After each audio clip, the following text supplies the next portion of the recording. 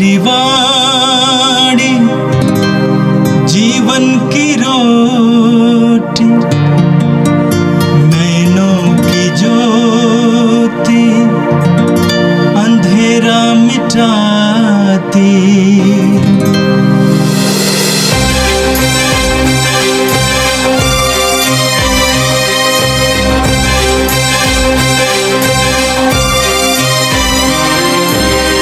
प्रभु तेरी वाणी जीवन की रोटी, नैनों की ज्योति अंधेरा मिटाती। प्रभु तेरी वाणी जीवन की रोटी, नैनों की ज्योति अंधेरा मिटाती। वाणी वाणी वाणी वाणी वाणी पवित्र है, शाश्वत है, जीवन का मन्ना है। 21 फरवरी सोमवार। पहला पाठ संत याकूब का पत्र, अध्याय 3, पद संख्या 13 से 18 तक। जो आप लोगों में ज्ञानी और समझदार होने का दावा करता है, वह अपने सदाचरण द्वारा, अपने नम्र तथा बुद्धिमान व्यवहार द्वारा इस बात का प्रमाण दें। यदि आपका हृदय कटु, ईर्ष्या और स्वार्थ से भरा हुआ है, तो डींग मारकर झूठा दावा मत करें। इस प्रकार की बुद्धि ऊपर से नहीं आती, बल्कि वह पार्थिव, पाशविक और शैतानी है। जहाँ ईर्ष्या और स्वार्थ है, वहाँ अशांति और हर तरह की बुराई भी पाई जाती है। किंतु ऊपर से आई हुई प्रज्ञा सबसे पहले निर्दोष है, और वह शांति प्रिय, सहनशील, विनम्र, करुणामय, परोपकारी, पक्षपातहीन और निष्कपट भी है। धार्मिकता शांति के क्षेत्र में बोई जाती है, और शांति स्थापित करने वाले उसका फल प्राप्त करते हैं। यह प्रभु की वाणी है। संत मार्कुस के अनुसार पवित्र सुसमाचार, अध्याय 9 वाक्य 14 से 29 तक। जब यीशु पहाड़ से उतरकर शिष्यों के पास लौटे, तो उन्होंने देखा कि बहुत से लोग उनके चारों ओर इकट्ठे हो गए हैं, और कुछ शास्त्री उनसे विवाद कर रहे हैं। यीशु को देखते ही लोग अचंभे में पड़ गए और दौड़ते हुए आकर उन्हें प्रणाम करने लगे। यीशु ने उनसे पूछा, तुम लोग इनके साथ क्या विवाद कर रहे हो? भीड़ में से एक ने उत्तर दिया, गुरुवर, मैं अपने बेटे को, जो एक गूंगे अबदूत के वश में है, आपके पास ले आया हूं। वो जहां कहीं उसे लगता है, उसे वहीं पटक देता है, और लड़का फेन उगलता है, दांत पीसता है, और उसके अंग अकड़ जाते हैं। मैंने आपके शिष्यों से उसे निकालने का निवेदन किया, परंतु वे ऐसा नहीं कर सके। यीशु ने उत्तर दिया, रे अविश्वासी पीढ़ी, मैं कब तक तुम्हारे साथ रहूं? कब तक तुम्हें सहता रहूं? उस लड़के को मेरे पास ले आओ। वे उसे यीशु के पास ले आए। यीशु को देखते ही अबदूत ने लड़के को मरोड़ दिया। लड़का गिर गया और फेन उगलता हुआ भूमि पर लौटने लगा। यीशु ने उसके पिता से पूछा, इसे कब से ऐसा हो जाया करता है? उसने उत्तर दिया, बचपन से ही।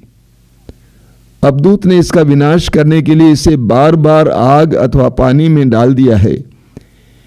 यदि आप कुछ कर सकें तो हम पर तरस खाकर हमारी सहायता कीजिए। यीशु ने उससे कहा, यदि आप कुछ कर सकें, विश्वास करने वाले के लिए सब कुछ संभव है। इस पर लड़के के पिता ने पुकार कर कहा, मैं विश्वास करता हूं, मेरे अल्प विश्वास की कमी पूरी कीजिए।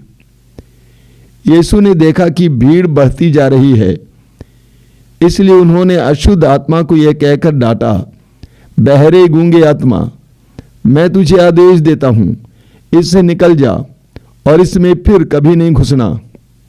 अब दूत चिल्लाकर और लड़के को मरोड़कर उससे निकल गया। लड़का मुर्दा सा पड़ा रहा और बहुत से लोग कहने लगे, ये मर गया है।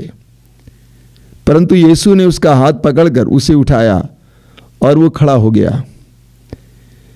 जब यीशु घर पहुंचे तो उनके शिष्यों ने एकांत में उनसे पूछा, हम लोग उसे क्यों नहीं निकाल सके? उन्होंने उत्तर दिया, प्रार्थना और उपवास के सिवा और किसी उपाय से वह जाति नहीं निकाली जा सकती। यह प्रभु का दिव्य सुसमाचार है।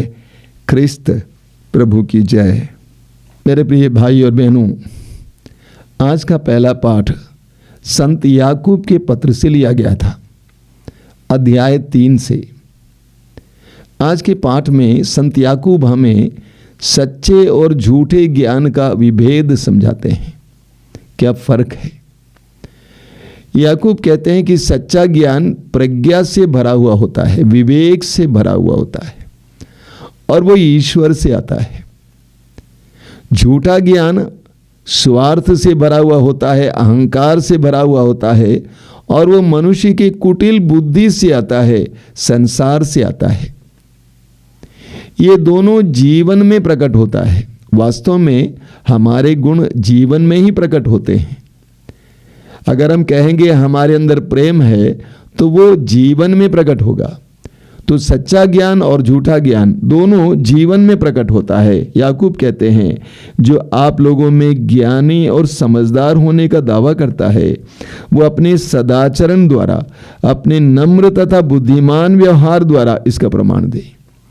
आगे वो कहते हैं सच्चे ज्ञान के बारे में, ऊपर से आई हुई प्रज्ञा सबसे पहले निर्दोष है और वो शांति प्रिय, सहनशील, विनम्र, करुणामय, परोपकारी, पक्षपातहीन और निष्कपट भी है।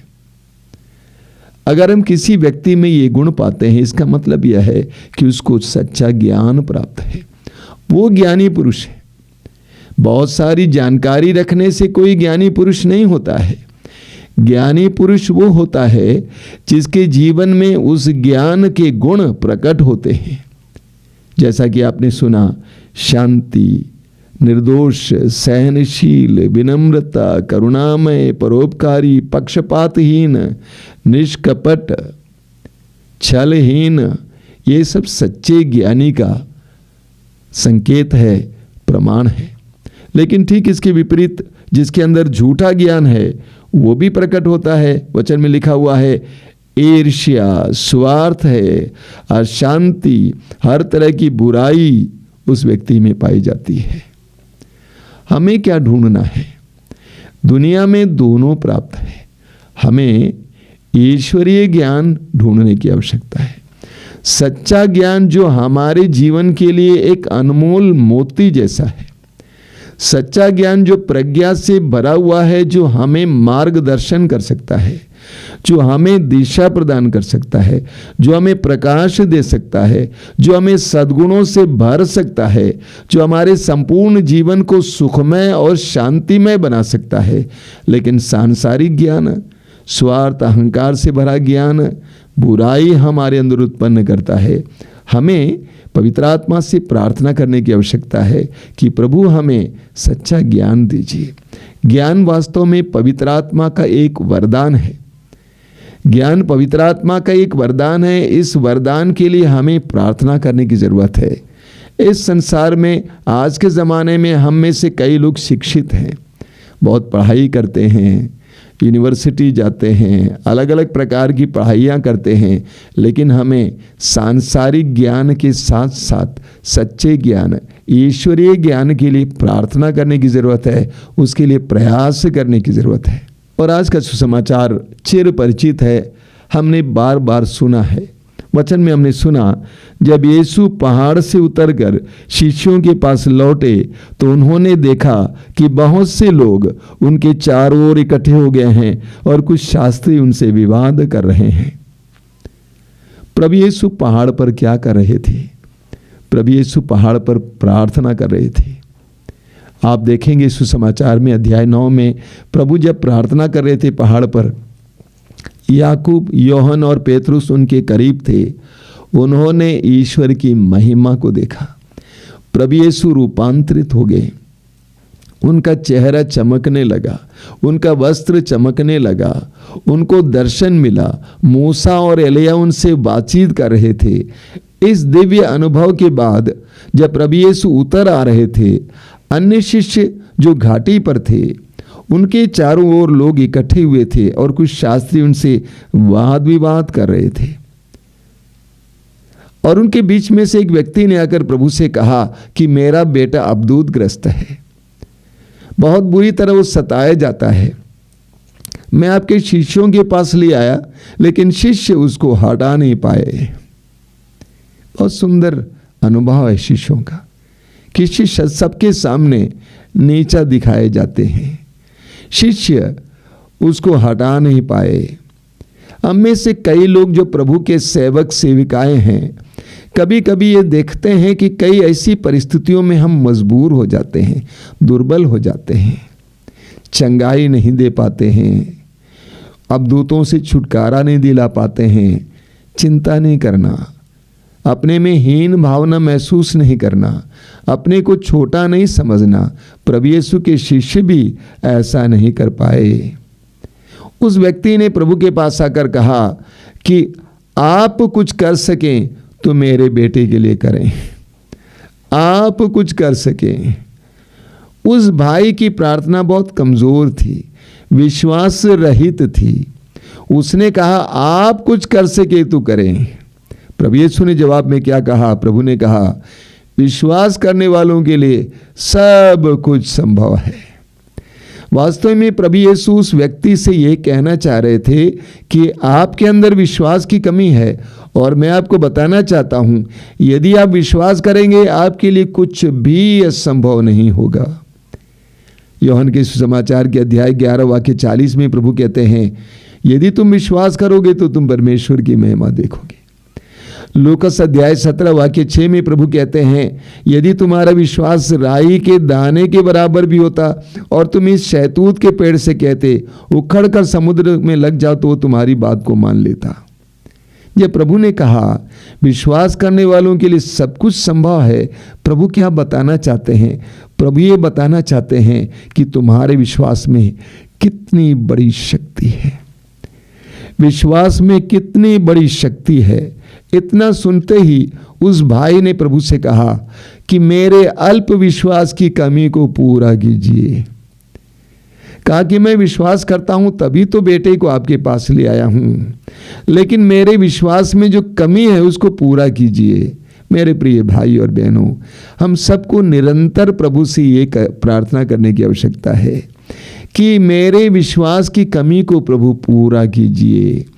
मैं विश्वास करता हूं, लेकिन मैं ये भी जानता हूं कि मेरा विश्वास कमज़ोर है, उसे पूरा कीजिए। बराबर हमें प्रार्थना करने की ज़रूरत है।